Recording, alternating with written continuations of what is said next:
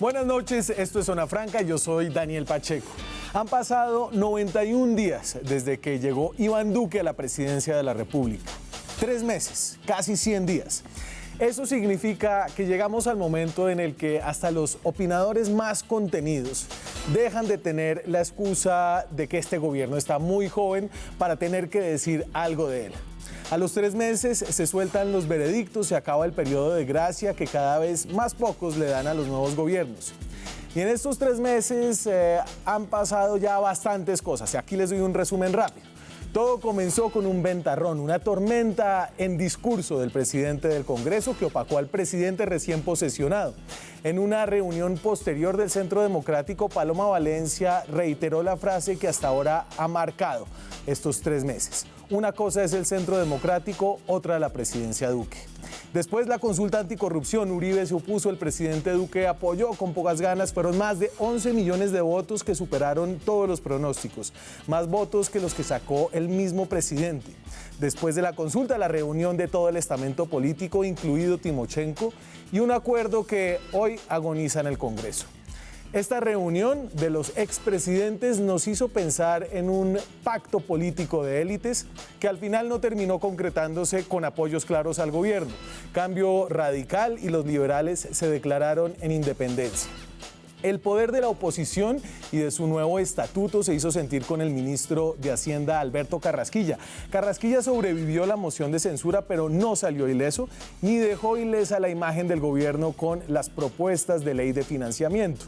El decreto de la dosis mínima, un papel que ordena que se haga lo que ya se puede hacer por ley, se ha vendido como uno de los grandes logros del gobierno estos 3 meses. Mientras tanto, los estudiantes encabezan la agitación de la sociedad civil y las promesas de una generación E de Duque no convencen a los jóvenes. Duque fue a una zona veredal y Uribe se sentó con las FARC, ni trizas ni risas. Y ahora la ley de financiamiento, la tributaria de Duque.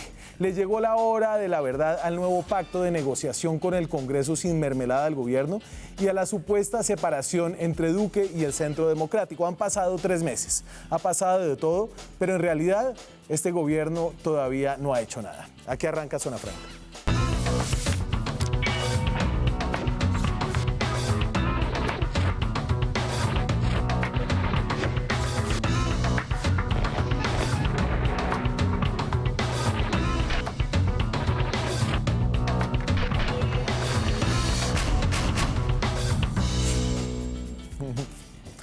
Y para empezar el periodo de evaluación, 3 meses, 100 días, aquí en Zona Franca nos adelantamos. Acuérdense que esta semana estará el presidente Duque en los 5 años del noticiero de Red Más en un evento especial en casi sus 100 días. Yo me adelanto un poquito a ese evento y me acompañan para hacer sus diagnósticos. Ya no se pueden escudar en que el gobierno acaba de empalzar. Sylvie Duchamp es analista política. Sylvie, un placer tenerla acá de nuevo. Daniel, gracias a toda la audiencia. Es un placer. ¿Está lista para el veredicto definitivo de estos 3 meses? Es pronto, pero sí. Jorge Galindo es sociólogo, es columnista del diario El País de España. Jorge, ¿qué más? Bueno, pues aquí, a valorar, que ya toca, ¿no? Ya no se pueden esconder detrás de la tibieza de analistas políticos.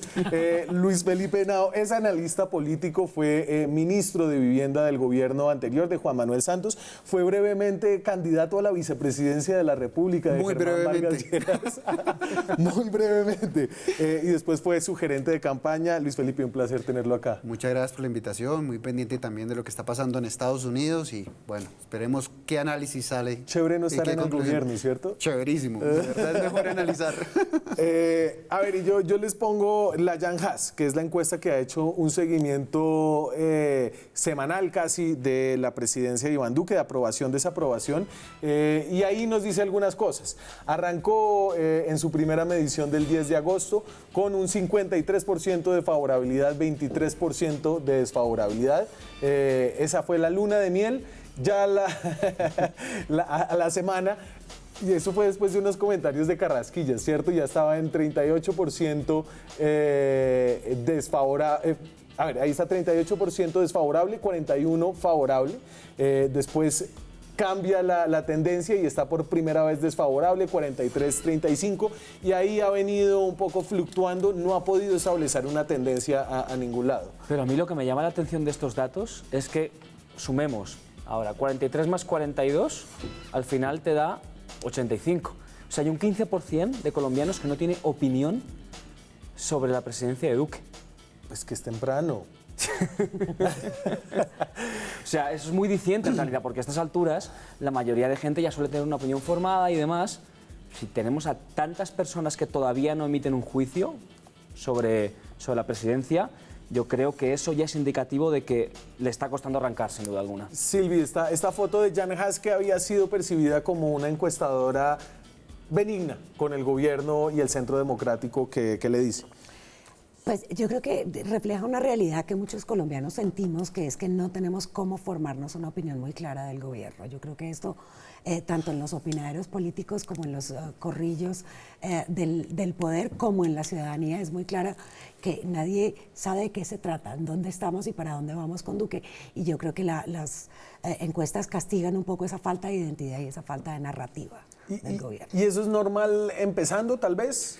No, yo creo que no es normal empezando. Normal empezando, uno da la línea de qué va a hacer el gobierno. Desde el inicio, por ejemplo, el gobierno Santos empezó con casi 100 proyectos de ley presentados de forma muy rápida, donde hubo un estatuto anticorrupción que aprobaron en tiempo récord, donde hubo el estatuto de las víctimas, que fue muy importante.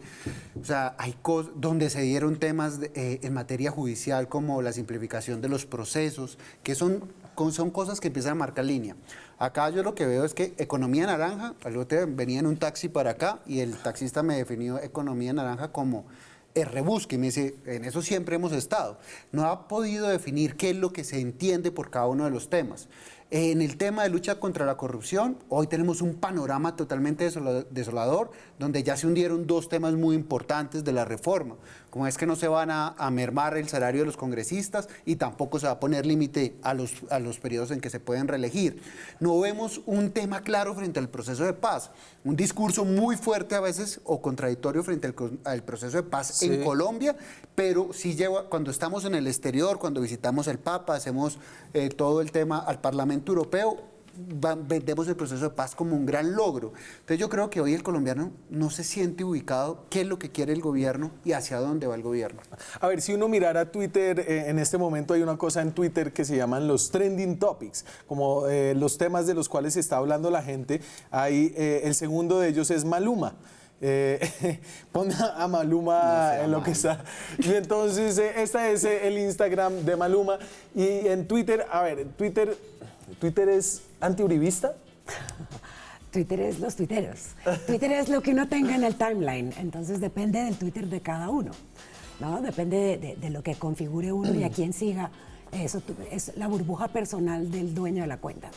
Y es chévere que uno sea trending topic. Bueno, no es trending topic Iván Duque, es trending topic Maluma. O sea, yo quiero decir, aparte del ejemplo de Maluma, que puede servir como alegoría, al final a Duque le han hecho la agenda, no la ha hecho él. O sea, los temas que han dominado de momento el debate en torno a la presidencia de Duque han sido, aparte de Maluma, que es el que domina hoy, la dosis mínima, que no es necesariamente un proyecto suyo, la cuestión de la corrupción, que vino por un éxito inesperado de la consulta, y la reforma fiscal, que tampoco es del presidente y de hecho le están sacando que está en contradicción con lo que el presidente prometió en campaña. Lo que él ha intentado impulsar, como la reforma de justicia y demás, se ha quedado en agua de borrajas. Hablemos de la ley de financiamiento que nos pone un poco y nos ayuda a hablar de esta relación con el Congreso, con el propio partido. Usted... Mire, hoy veía un Twitter de Álvaro Uribe donde decía que él iba a respaldar, o que el Centro Democrático iba a respaldar a Iván Duque. Eso sería algo normal para una persona que no vive en Colombia, pero para alguien que vive en Colombia sabe que el Centro Democrático es el partido de gobierno, que Álvaro Uribe fue el que impuso el candidato y que fue el que lo hizo conocer en muy poco tiempo. Entonces, sin llegar a los 100 días, faltando unos 9 días, suena muy extraño que el partido de gobierno esté anunciando un respaldo. Dos, ese partido de gobierno para entrar en la ley de financiamiento ya empezó a desmoronar la ley de financiamiento. No vamos a discutir si es buena o mala, eso ya puede ser otro debate, Sí. pero que el mismo presidente Álvaro Uribe, expresidente Álvaro Uribe, salga a decir que no está de acuerdo con el IVA a la canasta familiar, sale como en un juego que nadie ha entendido. ¿Quién es el policía bueno y quién es el policía malo? Que el mismo expresidente Álvaro Uribe empiece a decir que en un momento determinado no está de acuerdo con la reforma a la justicia, Sí. y Paloma Valencia presente otra reforma a la justicia, y que notemos cortocircuitos como los de Pachito Santos con el tema de Venezuela, significa que todavía no hay un liderazgo claro. Es que Silvi, le voy a poner al peor enemigo, el mayor crítico de la reforma tributaria de Iván Duque, de la ley de financiamiento de Alberto Carrasquilla, es este señor, y hay una evidencia copiosa en video a través de redes sociales de los puntos por los cuales esta reforma de Iván Duque no es creíble. ¿Cuál fue la decisión del gobierno? Cambiamos petróleo por más impuestos. Esa carga tributaria apretó a los empresarios. Le subieron el impuesto de renta a uno de los más altos de América Latina, el IVA a uno de los más altos de América Latina. ¿Qué propongo yo? Primero, elimine el derroche. Segundo, hágale una reforma a la administración pública con ahorros permanentes. Tercero, reduzca la evasión en un 50% en los próximos 4 años. ¿Y eso qué nos permite? Bajar impuestos y estimular un aumento salarial para los trabajadores colombianos. Y eso fue aquí en el canal Red Más el 5 de marzo. Hay innumerables ejemplos de estos, simplemente sacaba y agregaba uno más, y es que Iván Duque es el peor enemigo de la reforma de Iván Duque. Lo que se ha visto mucho en las redes sociales y en los comentarios de los analistas de la reforma de la ley de financiamiento es precisamente el hecho de que ha ido totalmente en contravía de lo que él mismo dijo hace unos pocos meses, y la gente le cobra duro esa inconsistencia de criticar que la anterior no era una reforma estructural porque era sobre los impuestos indirectos. Le criticaba el aumento del 16 al 19% del IVA, y es exactamente las mismas cosas. Eso es lo que está demostrando, es que una cosa es estar en la oposición y otra cosa muy distinta es gobernar y tener las necesidades apremiantes del presupuesto. Pero además a mí lo que me parece más diciente es el hecho de que el gobierno no haya pactado de alguna manera y preparado esta reforma con su propio partido. A ver, pero es que yo me niego a creer que esto no es una cosa preparada, ¿o no? ¿Cómo Pues, es posible que el partido de gobierno... Eso es lo que nos a todas preguntamos luces todos. no es preparada, y si es preparada, la verdad es que la prepararon mal. Es decir... Pero a ver, no hay algo, no hay un paso adicional que no estamos leyendo bien, no estamos cayendo en la ingenuidad de pensar Hay que una esto no ha posibilidad. estado acordado. Hay una opción, que es que el IVA sea el regalito que dan para que arme un gran debate en el cual uno se retrotrae, está dispuesto a sacrificar eso y aumenta el recaudo por otro lado. Pero a mí no me cierran los números. Y eso además, el problema ¿eso para es que qué? es el grueso. Además, ¿eso para qué? O sea, ¿con qué objetivo? Con el objetivo de ¿qué De exactamente? que salgan como unos héroes los partidos que lideraron el no al IVA a la canasta familiar. Es que son todos, todos los partidos. De acuerdo, porque Exacto, estamos pero exacto, no es que esto no es que sea el Centro Democrático quien está en contra del IVA a la canasta familiar Claro, y pero está no a se nos favor. olvide O que sea, tenemos ¿no? elecciones en octubre. Entonces, el costo político de votar el IVA a la canasta familiar ahorita se va a ver es en las elecciones A ver, regionales. Luis Felipe, a mí no me cabe en la cabeza que Iván Duque y Alberto Carrasquilla preparan una reforma tributaria y no le dicen a Álvaro Uribe que realmente esa es la reforma tributaria que van a... Es decir, ellos presentaron esta reforma y pensaban que Uribe, que ya había dado unas señales muy claras de que no le gustaba, iba a cambiar de opinión.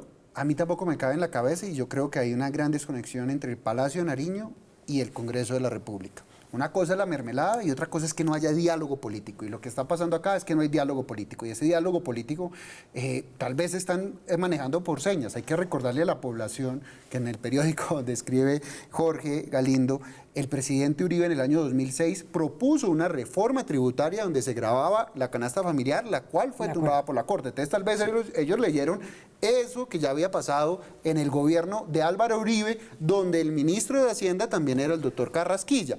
Entonces yo creo que sí debe haber un tema de diálogo. Lo que veo es que el presidente no tiene cohesionado su propio partido y que su partido no se ve representado tampoco en el gobierno. Y esto está haciendo que no solamente no haya diálogo con la reforma tributaria o ley de financiamiento, como la quieren llamar, sino que no haya diálogo con los otros proyectos de ley de la justicia que no se votó, lo que está pasando con los proyectos anticorrupción. Y eso es lo que es bastante sorprendente porque parece que fueron unos globos y no hay articulación, no se ve articulación dentro del gobierno y no se ve articulación del gobierno con el Congreso, que yo entiendo este nuevo estilo de que estas prácticas un poco nefastas digamos, de negociar el paso de las iniciativas de ley por el Congreso se traduzca en ciertas cosas, pero digamos, esa es la esencia de la democracia. Claro. No podemos olvidar que yo tengo a mi representante a la Cámara por Bogotá, digamos, con un mandato de que vigile que haya obras y haya, digamos, alguna participación de Bogotá dentro del presupuesto nacional. Y para esto, digamos, han propuesto otra cosa que me parece igualmente peligrosa, que es el 20% del presupuesto nacional de inversión a discreción del Congreso. El presupuesto parlamentario. Exacto. Mire, yo le voy a poner un dato, Galindo, de la Gallup. A Álvaro Uribe lo vienen midiendo en su favorabilidad, desfavorabilidad desde más o menos los 90. Desde que se inventó la Gallup. Exacto. Y entonces, a ver, esto es, no se apabullen, a mano izquierda está Ernesto Samper, a mano derecha está Iván Duque.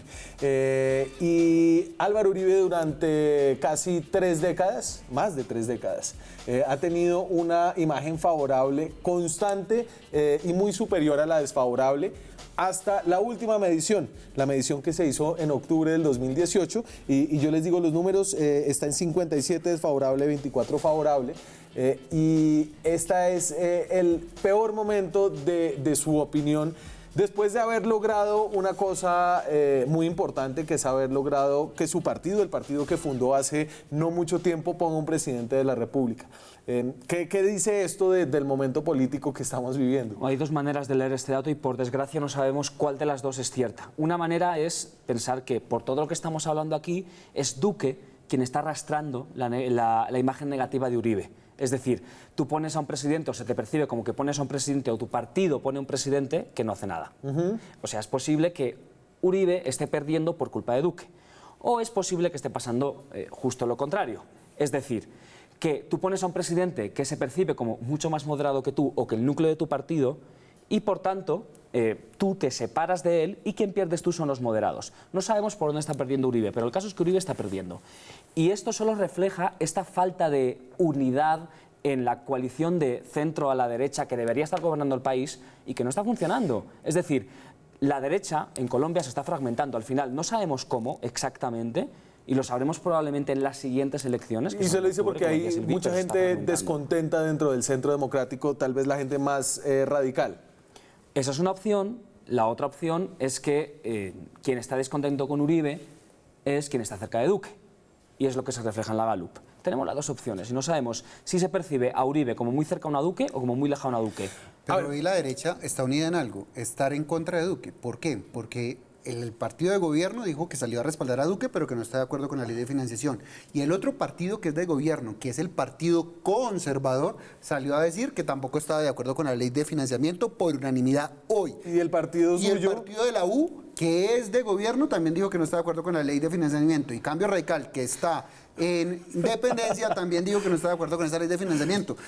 Pero acá yo creo que ni va a salir la oposición a favor de la ley de financiamiento, serán los únicos, porque todo el mundo está en contra. Ahí hay una lectura interesante que tenía Hernando Gómez Buendía en sí, en muy buen Pública. artículo. Un gran artículo que decía que es muy probable que lo que pasa es que en este gobierno Iván Duque se inventó a su propia oposición para no hacerle frente a la verdadera oposición. Es decir, que el Centro Democrático esté jugando el papel de oposición y de duro de roer para no tener que enfrentar lo que sí es muy claro de las elecciones, de todos los procesos electorales del 2018, que es una gran insatisfacción con la clase política, digamos, un descontento ciudadano importante con los partidos y que la gente no se siente representada por quienes están en el Congreso. Y yo creo que hay una forma en la que nosotros los opinadores somos muy injustos con este gobierno y que hay una transformación y hay una propuesta de transformación que es difícil de ver y es la forma en la que se transa con el Congreso de la República, ¿cierto? Y eso en parte ha hecho que la agenda legislativa esté así de atrasada. Aquí les pongo en 3... Entonces, estos son los proyectos que ya están los destacados, los hundidos, los que están en cuidados intensivos y los que gozan de alguna salud. El de reducción de salario de congresistas, hundido. Chao.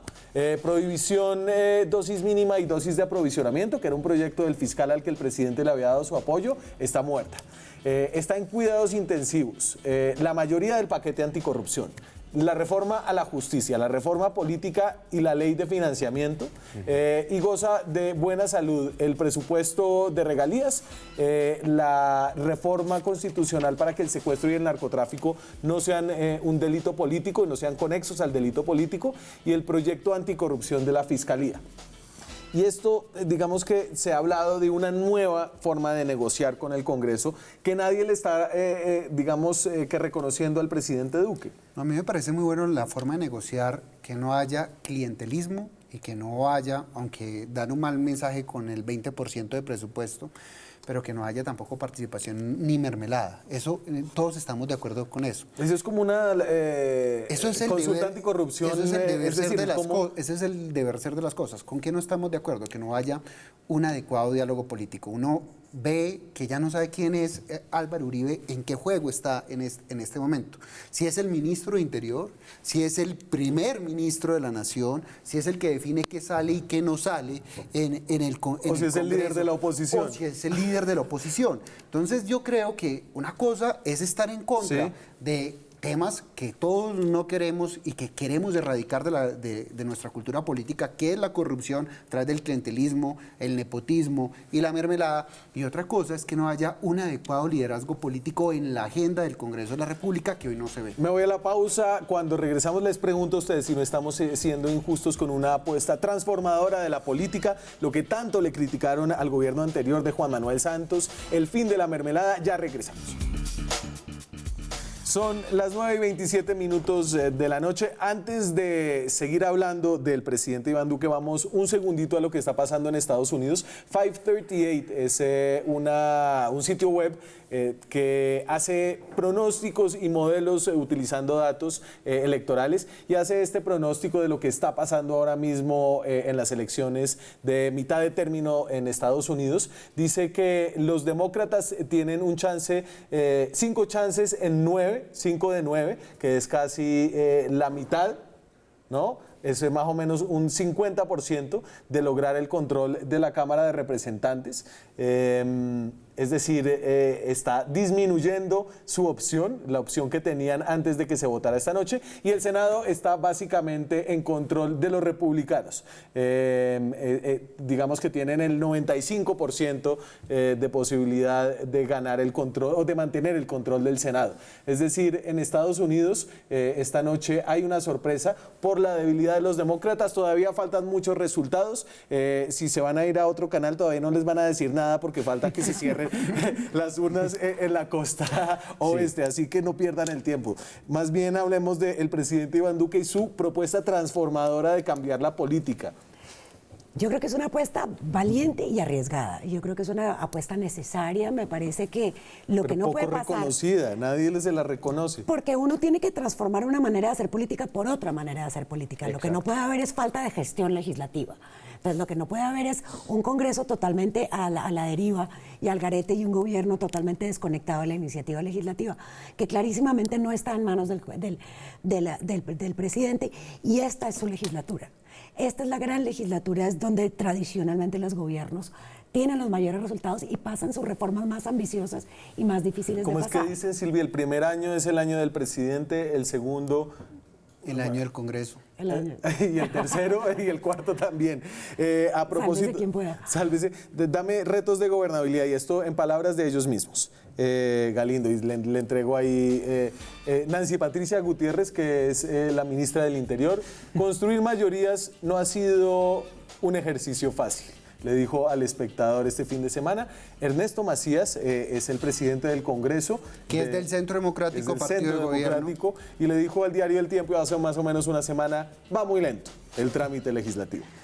Pero bueno, es que en Colombia, hasta Uribe, en realidad había un sistema bipartidista, razonable, en el cual había una alineación perfecta entre la Casa de Nariño y el Legislativo.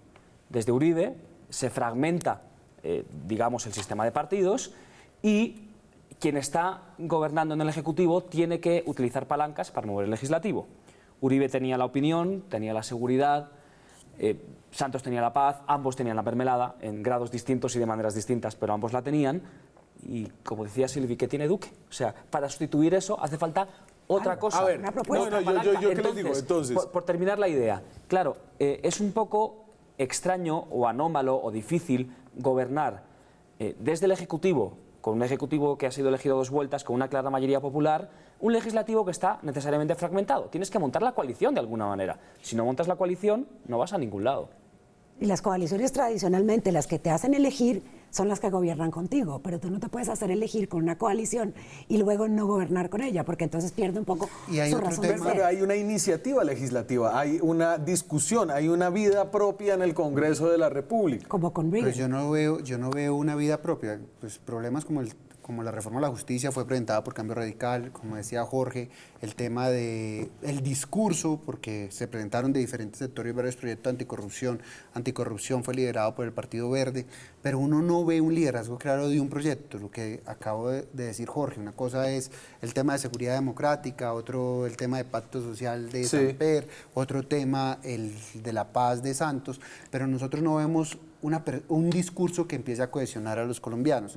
El de no mermelada no es suficiente, porque tú vas a ir a un congreso a pedir que te aprueben unas reformas necesarias para el Estado, diciéndole usted es un ladrón, entonces no nos podemos sentar a hablar. Esa no es la forma de entablar un diálogo político. El diálogo político hay que hablarlo sobre hechos. Esto es importante para el país por esto, esto y esto. Usted como senador va a ganar políticamente, porque políticamente va a ganar con la opinión si usted logra que los colombianos tengan mejor acceso a la salud, Sí. que los colombianos tengan mejores salarios mínimos. Pero hoy no vemos ninguna propuesta que tampoco el senador, como interés propio, pueda salir a reivindicar ante la opinión pública. Y la gran propuesta, digamos, que me parece también valiente y valiosa del pacto social, se está quedando vacía de contenido. ¿Por qué? Porque el gran pacto social... Se acabó digamos, el pacto por Colombia, ¿no? Se acabó el pacto, el tema de la empezó, no corrupción. empezó. El tema de la corrupción se hundió por falta de liderazgo, por falta de timonel en el Congreso. Y los otros grandes temas que nos ocupan y que son importantes para los colombianos y para la política, que son la reforma política, la reforma a la justicia e incluso el tema de la educación, Sí. después de los paros de estudiantes, han sido hechos sin ese gran consenso. Entonces, esos grandes consensos, si no son alrededor de estos temas fundamentales de la política, ¿son alrededor de qué? Ese es un poco el vacío de contenido de esa narrativa del pacto A social. ver, y entonces déjenme, yo les pongo, aquí está el presidente Duque después de esa reunión, y aquí tenemos memorias cortas, y yo sé que han sido 3 meses, pero el mayor hecho político en Colombia desde la victoria de Iván Duque, creo que fue la consulta anticorrupción, que sacó a la calle a una cifra impresionante, impensable de personas, de colombianos, más de 11 millones de personas salieron a votar ese día, y esto fue lo que dijo el presidente Iván Duque después de esa consulta. La idea que tenemos es que en los próximos días, trabajando con mucha velocidad, tengamos consensuados los textos de todas las iniciativas, sobre todo las que entran a la mesa técnica, y que podamos darle un trámite de urgencia a todo este gran paquete anticorrupción, y que podamos en los próximos meses y de cara al fin de este periodo legislativo en el mes de diciembre, darle a los colombianos la noticia de haber sacado adelante todos estos proyectos de ley. Celebro toda la disposición de los partidos en la noche de hoy. Celebro la buena disposición también de todos los miembros del comité promotor, a quienes felicité, y quiero felicitar sobre todo a los colombianos. Gracias, presidente. No, pero a ver, los grandes hechos políticos traen grandes oportunidades y grandes riesgos. Era una oportunidad en realidad, y lo era por 2 razones sobre todo. Primero, porque el resultado fue perfecto. No gana la consulta anticorrupción, pero tienes un mandato lo suficientemente amplio que te permite trabajar en esa dirección desde el Ejecutivo, cambiando las propuestas concretas por las tuyas. Es perfecto. Usurpando a Claudia López. No estoy hablando de eso, estoy hablando de fijarnos en el contenido y empezar a discutir realmente sobre qué es lo mejor o qué no es, Ajá. digamos, no necesariamente comprando todas las propuestas, discutiendo unas y otras no. Mejorándolas. Esa es la primera razón. La segunda razón es que Duque, a diferencia de su partido, sí que apoyó la consulta antes de que supiésemos que el voto estaba por encima de expectativas. Entonces, él internamente podría haberse anotado también ese tanto, no solo hacia afuera, sino también hacia adentro. A mí lo que me sorprende, la verdad, y no tengo una explicación exacta de por qué ha pasado, lo digo así de claro, es por qué no ha obtenido más recorrido él mismo de estas 2 oportunidades. Claro, y ahí tal vez entramos a hablar del gabinete. ¿Cuál gabinete? Porque ese es el gran problema. Hoy todavía no vemos un gabinete generación E que va a reemplazar a Serpilo Paga. Hoy esos estudiantes que salieron a marchar todavía no saben efectivamente qué es generación E, cómo se pueden ver beneficiados, cómo pueden acceder a una muy buena universidad si tienen logros académicos. Hoy el ciudadano de a pie no sabe qué es generación E. Si usted va hacia Excelencia, no lo sabemos, entonces todavía el mensaje no está claro. Tenemos una ministra de Justicia que efectivamente los mensajes no han sido tampoco coherentes. El decreto antidrogas, con el respeto de todos, fue un hazmerreír de muchos. Eso de llevar a los papás a las comisarías, de generar una política de prohibicionismo, mientras que los países están mirando cómo se legaliza la droga, nosotros, por lo menos la marihuana, nosotros no estamos dando esos debates. Y el tema de la reforma a la justicia, donde el Centro Democrático, a través de Paloma Valencia, se le va a decir que no está de acuerdo con esa reforma, sino con una sola corte. Y si vamos a examinar ministerio por ministerio, todavía no hemos visto mensajes claros, un liderazgo claro de un ministro que haga la diferencia. Tal vez, para ser justos, el ministro de Relaciones Exteriores, que pues sí ha hecho algo muy importante frente al tema de Venezuela y atajar los mensajes erróneos que ha dado el embajador de Estados Unidos. Entonces yo creo que el gabinete todavía tiene un gran desconocimiento frente a la población general y todavía no ha dado mensajes claros de cómo la población va a mejorar su calidad de vida con la gestión que ellos van a estar desarrollando. A la pausa, seguimos hablando y la gran pregunta, ¿quién defiende al presidente Iván Duque? Esta noche nadie, ninguno de mis invitados, pero ¿quién lo debería defender dentro del gabinete? Lo están haciendo bien, ya regresamos. Seguimos en Zona Franca, son las 9:42 de la noche. ¿Qué dicen nuestros tuiteros? Recuerden, pueden opinar con el hashtag Francamente en Twitter, pueden escribirnos a nuestro correo francamente zonafranca@gmail.com, perdón. Quejas, reclamos, ¿qué dicen en Twitter? Tengo una duda, ¿alguien sabe algo de la vicepresidenta? A ver, la vicepresidenta tenía una agenda y aquí volviendo a lo del gabinete. Vicepresidenta, Silvi. Yo creo que, digamos, Se cayó. ha hecho una buena labor. Yo creo que tiene unos mandatos claros, son muchos. Pero son unos mandatos claros. Anticorrupción, exacto, posconflicto. los temas de género, Alcaldía además, de Cartagena. la alcaldía de Cartagena, la supervisión Mocoa. de Mocoa, exacto. Y yo creo que lo ha hecho bien, yo creo que ha sido juicioso y ha sido vehemente en esos temas. Lo que pasa es que los temas de los cuales estamos debatiendo no están dentro de esa esfera de la vicepresidenta. Estamos hablando de lo que ha ocupado, digamos, a los medios de comunicación han sido temas más relacionados con la corrupción, pues con la consulta anticorrupción, con la reforma a la justicia, la reforma política. Lo que pasa, yo creo, y acá metiendo la cucharada y pidiéndole disculpas, Silvia, es que la agenda no la está poniendo el gobierno, y como no la está poniendo el gobierno, sus funcionarios no están teniendo el brillo que deberían tener. Cuando la agenda se la está colocando el Congreso, por ejemplo, cuando Álvaro Uribe saca un decreto para aumentar el salario mínimo, entonces nos pone a discutir sobre todo eso. Cuando el presidente del Congreso de la República, sin consultar con el presidente de la República, dice que tienen que ampliar el periodo, cuando se contradicen entre los ministros, ustedes, la agenda no la está colocando el gobierno, y cuando la agenda no la coloca el gobierno, buenos funcionarios, pues se deslucen. Pero incluso cuando uno está a la defensiva, necesita unos alfiles que lo defiendan. Es que es muy curioso porque creo que nos estamos dando cuenta de que el Centro Democrático es un partido que sirve muy bien para ganar elecciones, pero no sirve tanto para gobernar, tal y como está diseñado.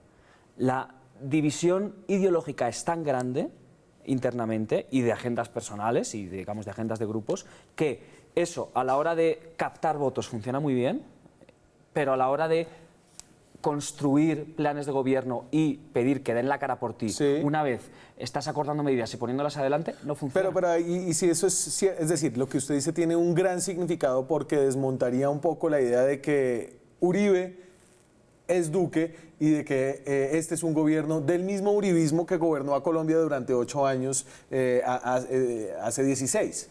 Sí, pero nosotros esperábamos una división o, por ejemplo, poner unas líneas claras entre Álvaro Uribe e Iván Duque, y que se dieron por lo que decía Jorge con el tema de la consulta anticorrupción. Pero ahorita vemos que él empieza a ceder frente a ciertos temas.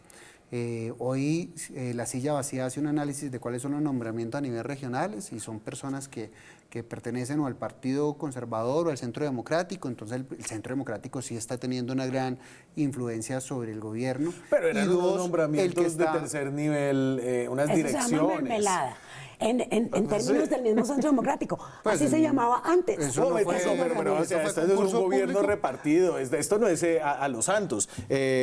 Cambio Radical tenga estos ministerios, Partido Conservador, No, acá estos, la mermelada Partido es de entre la es que U, no se está dividiendo. Es entre dos, el Centro Democrático y el conservadurismo tienen toda la mermelada. Pues acá es un tema si el proceso fue meritocrático o no meritocrático para nombrarlo. Mala la de Santos y mala la que haga Duque o la que haga el Centro Democrático.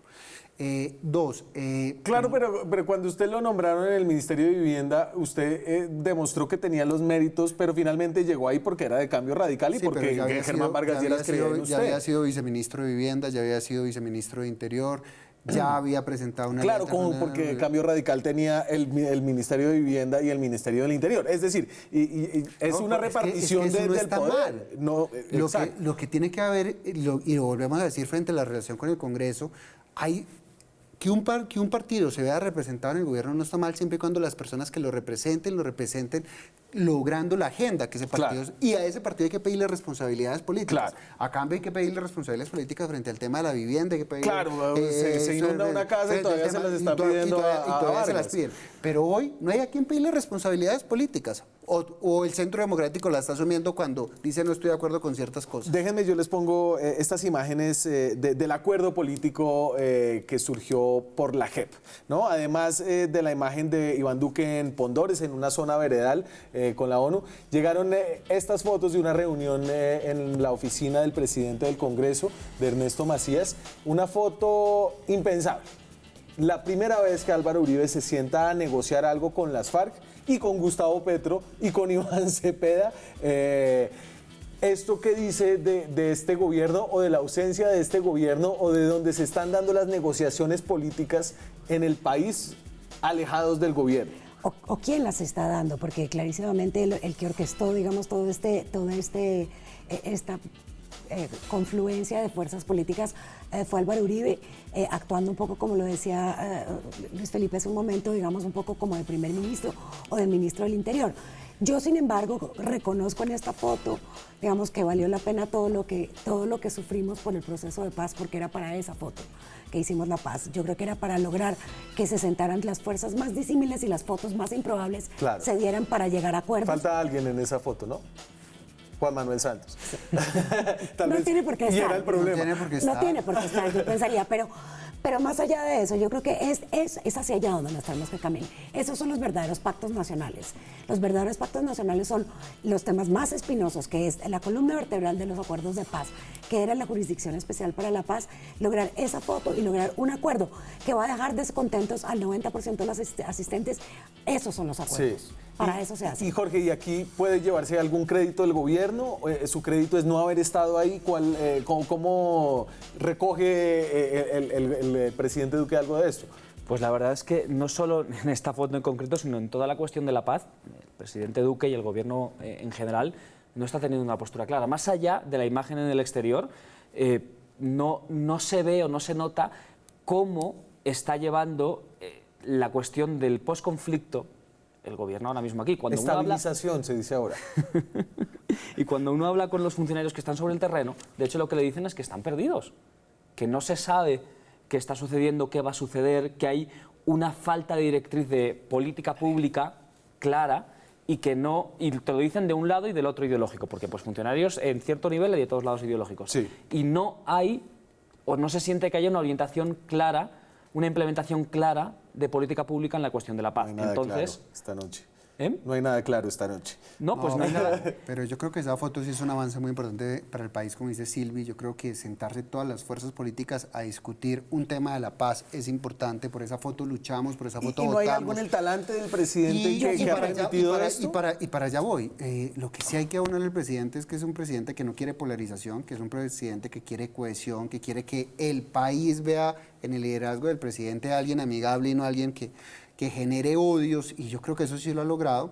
Falta es un poco más de liderazgo para que los temas más importantes, la economía naranja, el tema de poder apoyar temas para que a los colombianos nos vaya mejor, tengan una clara representación en la narrativa. Sobre todo, Luis Felipe, presidente. después de la monstruosidad que nos habían pintado en algunos sectores de opinión de lo que sería una presidencia del Centro Democrático. De acuerdo, acá lo que vemos es que el Centro Democrático necesita a los otros partidos para hacer mayoría, que no lo está imponiendo.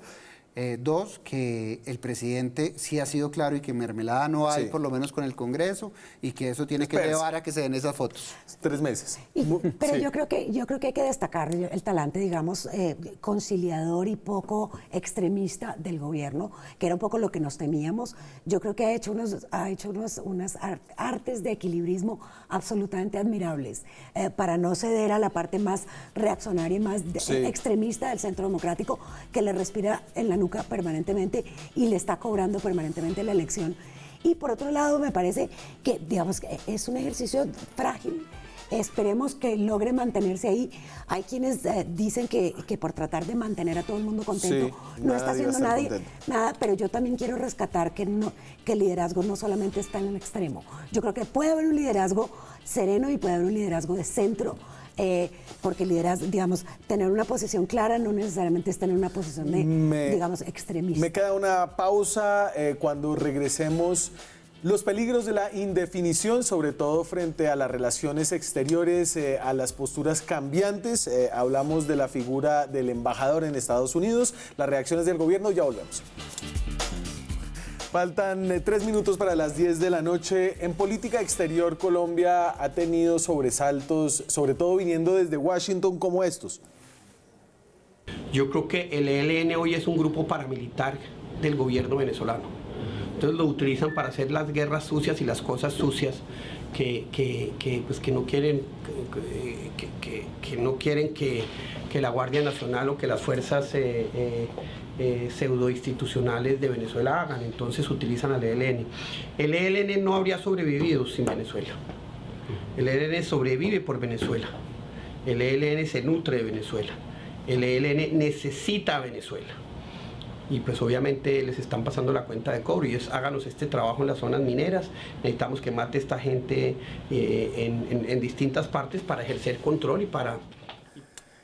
El poco a ver, yo creo que posiblemente tiene razón en todo lo que dijo. Sí. Pero una cosa es decirle y otra cosa es quien lo dice, al fin y al cabo. A ver, yo solo ponía esto porque la política exterior es donde se muestra presidencialismo, donde se da confianza en eso que ha visto usted muy rápidamente, Jorge.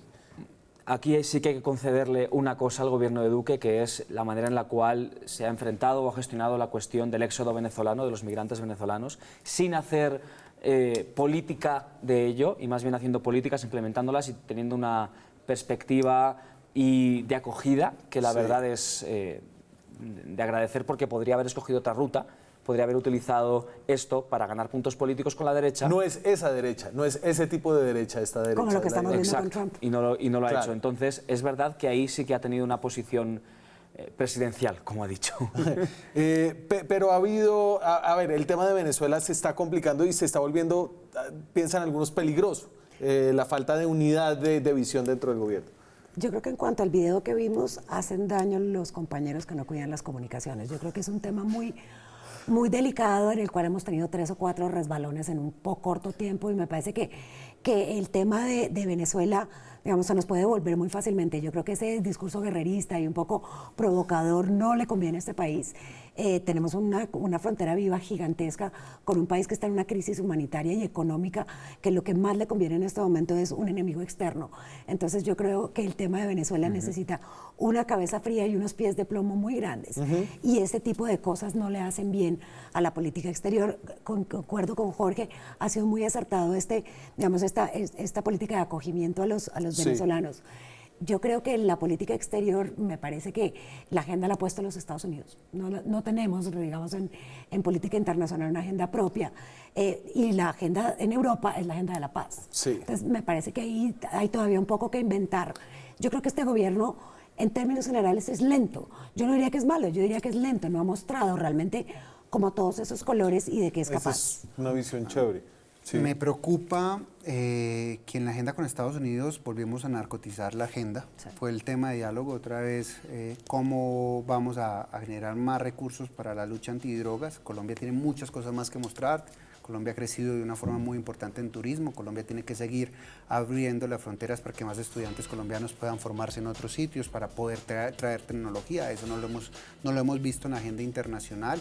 Sí le reconozco un gran logro al presidente Duque, como le decía Jorge, y es tiene un liderazgo internacional frente a las denuncias de Venezuela ante la Corte Internacional, tiene un gran liderazgo para denunciar lo que está pasando en el vecino país con el tema del narcotráfico, con el tema de la dictadura, con el tema de crímenes políticos. Ha tenido un gran liderazgo para pedir solidaridad frente a, yo creo que podemos llegar en los cálculos más pesimistas, y a Jorge que le gustan los datos, hasta 4 millones de venezolanos, pero otros dicen que yéndonos bien vamos a llegar a más de 2 millones de venezolanos. Estaba en un tono súper positivo para terminar, que se está degradando. Estamos en 1 millón de venezolanos residentes, 1.032.000 venezolanos Que se podría residentes ahora duplicar mismo según el Banco Mundial. Que Cierre, se que me podría voy. duplicar, Exacto. Pero hay mucho para hacer en los siguientes 100 días. Lo más bonito, este no es un gobierno malo, es un gobierno lento, y me quedo con eso porque vendrá a este canal el presidente de la República esta semana, el próximo jueves, no se lo pierdan en el noticiero de Red Más Noticias.